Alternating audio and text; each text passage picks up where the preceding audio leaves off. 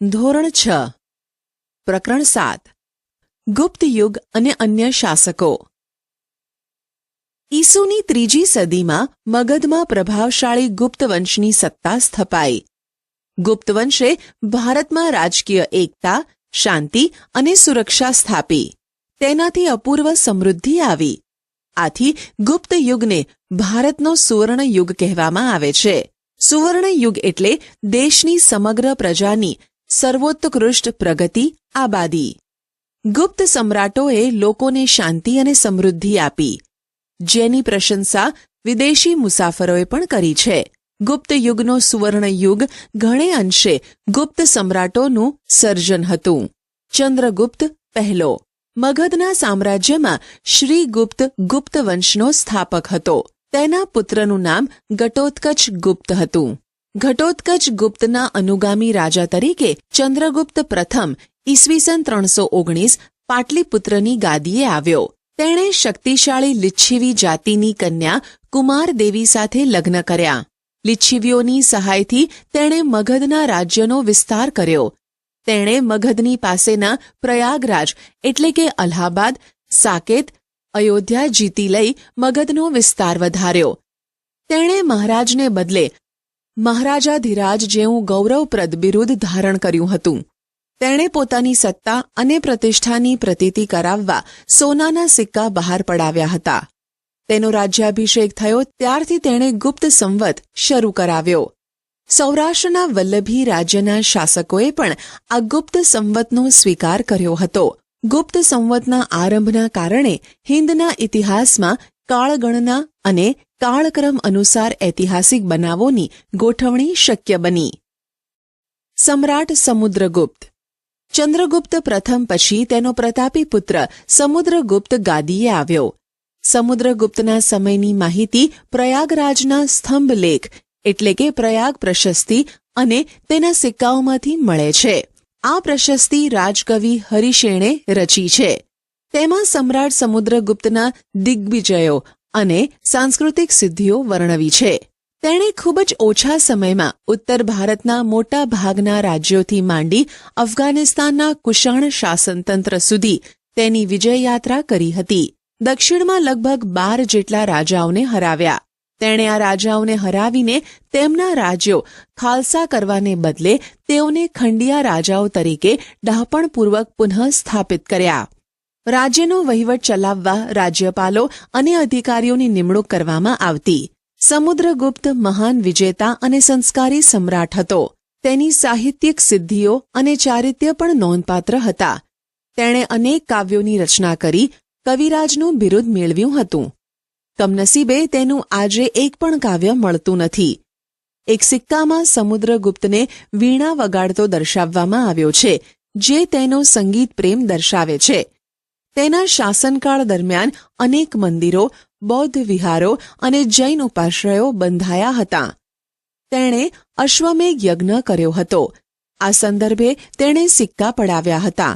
તેણે પોતાના દરબારમાં વિદ્વાનોને એકત્રિત કરી ઉચ્ચ પ્રકારનું સાહિત્ય સર્જન કરાવ્યું હતું। જ્ઞાનીઓ તેની અને તે જ્ઞાનીઓની સોબત ઈચ્છતા હતા। તેણે હિન્દુ ધર્મને ઉત્તેજન આપ્યું હતું। તેણે સામાજિક રીતરિવાજોને સ્વીકાર્યા હતા। પ્રાચીન ભારતના ઇતિહાસમાં સમુદ્રગુપ્તનું સ્થાન વિશિષ્ટ અને નોંધપાત્ર છે। ગુપ્ત સામ્રાજ્યની મહત્તાનો તે સર્જક હતો। સમ્રાટ ચંદ્રગુપ્ત બીજો વિક્રમાદિત્ય ઈસવીસન 375માં સમુદ્રગુપ્તનું અવસાન થયું। તેના સ્થાને ચંદ્રગુપ્ત બીજો ગાદી ઉપર આવ્યો। તેણે પિતાએ વારસામાં આપેલા વિશાળ સામ્રાજ્યને સફળતાપૂર્વક સાચવ્યું। એટલું જ નહીં, પણ કેટલાક વિજયો મેળવીને સામ્રાજ્યનો વિસ્તાર વધાર્યો। ચંદ્રગુપ્ત બીજો ગુપ્ત વંશનો સૌથી પ્રતિભાશાળી શાસક હતો। તેના સામ્રાજ્યની સરહદો શક રાજ્યને અડકીને આવી હતી। તેણે ગુજરાત ઉપર હુમલો કરી શક ક્ષત્રપ વંશના રાજ્યનો અંત આણ્યો। આ વિજયની યાદમાં શકારી બિરુદ ધારણ કર્યું। તે વિક્રમાદિત્ય પણ કહેવાયો। તેણે 300 વર્ષથી પગદંડો જમાવીને બેઠેલા શક ક્ષત્રપોને હાંકી કાઢવા માટે શક્તિશાળી રાજ્યો સાથે લગ્ન સંબંધો બાંધી તેમની મદદથી પોતાનું સૈન્યબળ વધાર્યું। આ લગ્ન સંબંધો તેને પોતાના સામ્રાજ્યના વિસ્તારમાં અને દુશ્મનોને મહાત કરવામાં ખૂબ ઉપયોગી થયા. તેણે જીતેલો નવો પ્રદેશ ઘણો જ અગત્યનો હતો. ગુજરાત અને સૌરાષ્ટ્રના સમૃદ્ધ પ્રદેશો ભૃગુ કચ્છ, ભરૂચ અને સ્તંભ તીર્થ ખંભાતના ધીકતા બંદરો ગુપ્ત સામ્રાજ્યને મળ્યા. પરિણામે રાજ્યનો દરિયાઈ વેપાર ખૂબ વધ્યો અને ગુપ્ત રાજાઓ અખૂટ સંપત્તિના માલિક બન્યા. ચંદ્રગુપ્ત દ્વિતીયના સમયમાં આવેલા ચીની યાત્રાળુ ફાહિયાએ ગુપ્ત રાજ્ય વહીવટના અને ગુપ્ત સામ્રાજ્યની સમૃદ્ધિના વખાણ કર્યા છે. ચંદ્રગુપ્ત બીજો વૈષ્ણવ ધર્મી હોવા છતાં અન્ય ધર્મો પ્રત્યે ખૂબ આદરભાવ ધરાવતો હતો. તેનો સેનાપતિ આમ્રકાર દેવ બૌદ્ધ ધર્મી અને રાજ્યમંત્રી વરસેન શૈવ ધર્મી હતો. રાજધાની પાટલીપુત્રમાં પણ અનેક બૌદ્ધ મઠો આવેલા હતા. તેના શાસનકાળ દરમિયાન મેળવેલ સાંસ્કૃતિક સિદ્ધિઓને કારણે જ ગુપ્તયુગ સુવર્ણ યુગ બની શક્યો. તે વિદ્વાનો અને કવિઓનો આશ્રયદાતા હતો. સંસ્કૃત ભાષાના મહાન કવિ અને નાટ્યલેખક કાલિદાસ તેના રાજકવિ હતા. ધન્વંતરી તેના રાજવૈદ્ય હતા. વૈજ્ઞાનિક વરાહમિહિર, વૈતાલ ભટ્ટ, અમરકોશના રચયિતા અમરસિંહ જેવા રત્નોથી તેનો રાજદરબાર શોભતો હતો. તેના સમયમાં શિલ્પ, સ્થાપત્ય અને ચિત્રકલાનો સુંદર વિકાસ થયો. અજંતાના ઘણા કલાપ મંડપો તેના સમયમાં તૈયાર થયા. તેણે રાજધાની પાટલીપુત્રમાં અનેક બૌદ્ધ મઠો બંધાવ્યા હતા. દિલ્હી પાસેનો મહેરોલી લોહસ્તંભ તેના સમયમાં સ્થપાયો, જેને સદીઓ સુધી તાપ અને વરસાદમાં રહેવા છતાં કાટ લાગ્યો નથી. તેણે પાટલીપુત્ર ઉપરાંત ઉજ્જૈનને બીજી રાજધાની બનાવી. તેણે રાજ્યને જુદા જુદા વહીવટી એકમોમાં વહેંચી સુવ્યવસ્થિત વહીવટ ચલાવ્યો. લગભગ ઈસવીસન 414ના અરસામાં મહાન સમ્રાટ ચંદ્રગુપ્ત વિક્રમાદિત્યનું અવસાન થયું. કુમારગુપ્ત પહેલો. ચંદ્રગુપ્ત બીજાના અવસાન પછી તેનો પ્રતાપી પુત્ર કુમારગુપ્ત પહેલો ગાદીએ આવ્યો. તેનો શાસનકાળ શાંતિ અને સમૃદ્ધિનો યુગ હતો. તેણે વિશાળ સામ્રાજ્યને જાળવી રાખ્યું હતું. તેના સમયમાં પુષ્યમિત્ર જાતિના લોકોએ બળવો કર્યો હતો. આ બળવાને તેના પુત્ર સ્કંદગુપ્તે તરત જ શમાવી દીધો હતો. તેના સમયમાં સામ્રાજ્યની ઉત્તર સરહદે હુણોએ હુમલા શરૂ કર્યા હતા. સ્કંદગુપ્તે તેમને પાછા કાઢ્યા હતા. કુમારગુપ્ત કાર્તિકેયનો ભક્ત હતો અને તે ધર્મ સહિષ્ણુ રાજા હતો. તેણે બૌદ્ધો અને જૈનોને પણ દાન આપ્યા હતા. નાલંદાની પ્રસિદ્ધ બૌદ્ધ વિદ્યાપીઠ તેના સમયમાં સ્થપાઈ હતી.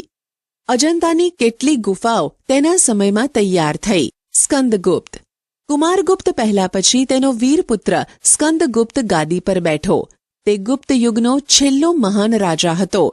ગિરનારના અભિલેખમાં જણાવ્યા પ્રમાણે તેણે શાસનકાળના શરૂઆતના વર્ષોમાં હુણોને હરાવ્યા હતા.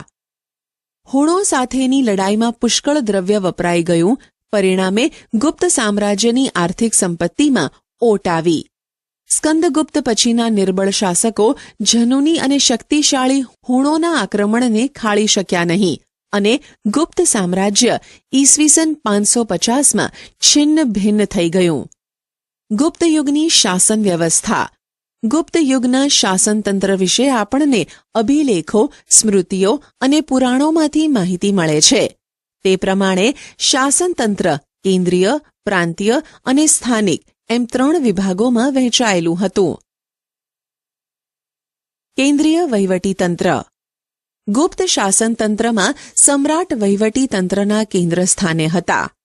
તેઓ મહારાજાધિરાજ, પરમ ભાગવત જેવા બિરુદો ધરાવતા હતા. વહીવટીતંત્રમાં મુખ્ય સેનાપતિ મહાબલાધિકૃત, વિદેશ મંત્રી મહાસંધિ વિગ્રહક, મહેલો અને દ્વારોના રક્ષકોના વડા મહાપ્રતિહાર કહેવામાં આવતા. મહાઅશ્વપતિ એ ઘોડેસવાર સેનાના વડા અને મહાપિલુપતિ એ હાથીની સેનાના વડા હતા. રાજ્યના દસ્તાવેજો સાચવવા માટે પુસ્તપાલની નિમણૂક કરવામાં આવતી. પ્રાંતીય વહીવટીતંત્ર. પ્રાંતના વડા તરીકે મોટે ભાગે રાજકુમારને મૂકવામાં આવતા. કુમારામાત્ય અને આયુક્ત પ્રાંતમાં મુખ્ય ભૂમિકા ભજવતા. પ્રાંતને ભુક્તિ કહેવામાં આવતું, જેના વડા પ્રાદેશિક હતા. પ્રાંતને જિલ્લામાં વહેંચવામાં આવતું. જિલ્લાને વિષય કહેવામાં આવતો. કેટલાક નગરો અને રાજધાની પાટલીપુત્રમાં મ્યુનિસિપાલિટી જેવી વહીવટી વ્યવસ્થા દેખાય છે. તેમાં નગર શ્રેષ્ઠી, કાયસ્થ, મુખ્ય કારીગર અને મુખ્ય વેપારી એમ 4નું વર્ચસ્વ જોવા મળે છે. સ્થાનિક વહીવટી તંત્ર. ગ્રામ કક્ષાએ સમિતિ બનાવવામાં આવતી, જેમાં વડીલો, ગામના મુખી અને અગત્યના વયસ્ક નાગરિકોનો સમાવેશ કરવામાં આવતો. ગુપ્ત યુગની આર્થિક સ્થિતિ. ગુપ્ત યુગ આર્થિક પરિસ્થિતિમાં ભારતનો સુવર્ણ યુગ હતો. ખેતી, આંતરિક વેપાર અને આંતરરાષ્ટ્રીય વેપાર ખૂબ વિકસ્યો હતો. વિશિષ્ટ ખેત પદ્ધતિઓમાં વાર્ષિક, ત્રિવાર્ષિક અને પંચવાર્ષિક ખેત પદ્ધતિઓ જોવા મળેલ છે. ઉત્તર ભારતમાં ઘઉં, ચોખા, ગાંધારમાં શેરડી, કાશ્મીરમાં દ્રાક્ષ અને કેસર તથા કામરૂપમાં નાળિયેર થતાં. બંગાળમાં પુષ્કળ પ્રમાણમાં ચોખા થતા.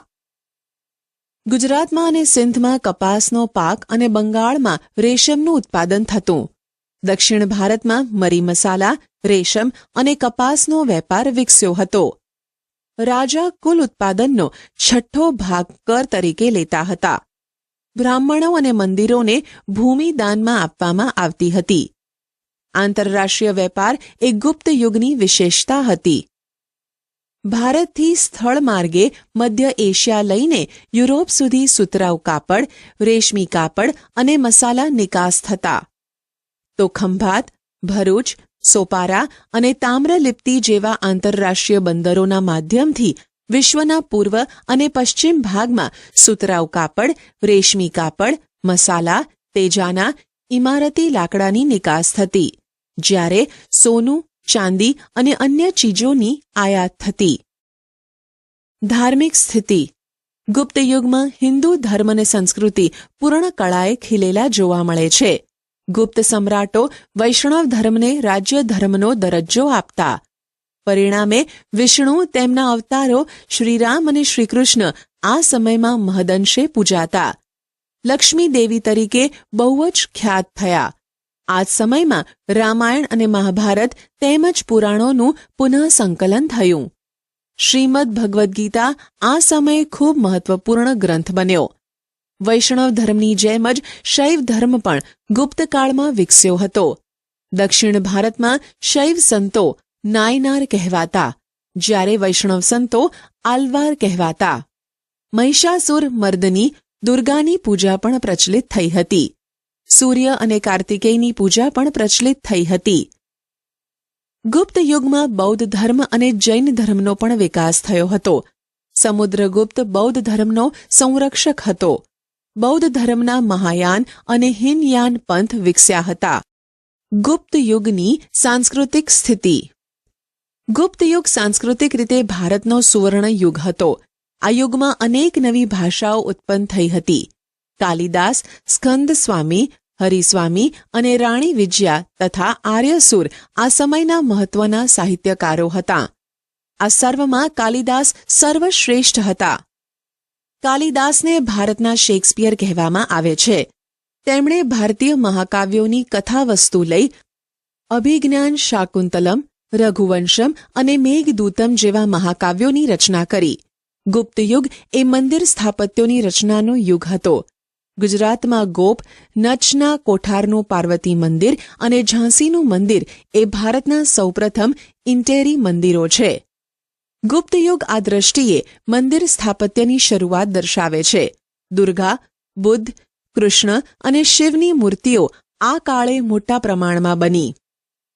ગુપ્ત યુગમાં વિજ્ઞાનની સ્થિતિ. મહાન વૈજ્ઞાનિકોમાં આર્યભટ્ટ અને વરામિહિર આ સમયમાં થયા.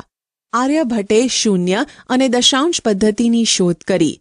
વરામિહિરે બૃહદ સંહિતા નામનો ખગોળશાસ્ત્રને લગતો મહત્વપૂર્ણ ગ્રંથ લખ્યો. વાઘભટ્ટે આયુર્વેદ ક્ષેત્રે અષ્ટાંગ હૃદય સંહિતા નામનો મહાન ગ્રંથ લખ્યો. આ કાળે મનુષ્યો અને પ્રાણીઓ માટે વૈદક શાસ્ત્ર વિકસ્યું હતું. હાથી ઘોડાની દવાઓ પણ શોધાઈ હતી.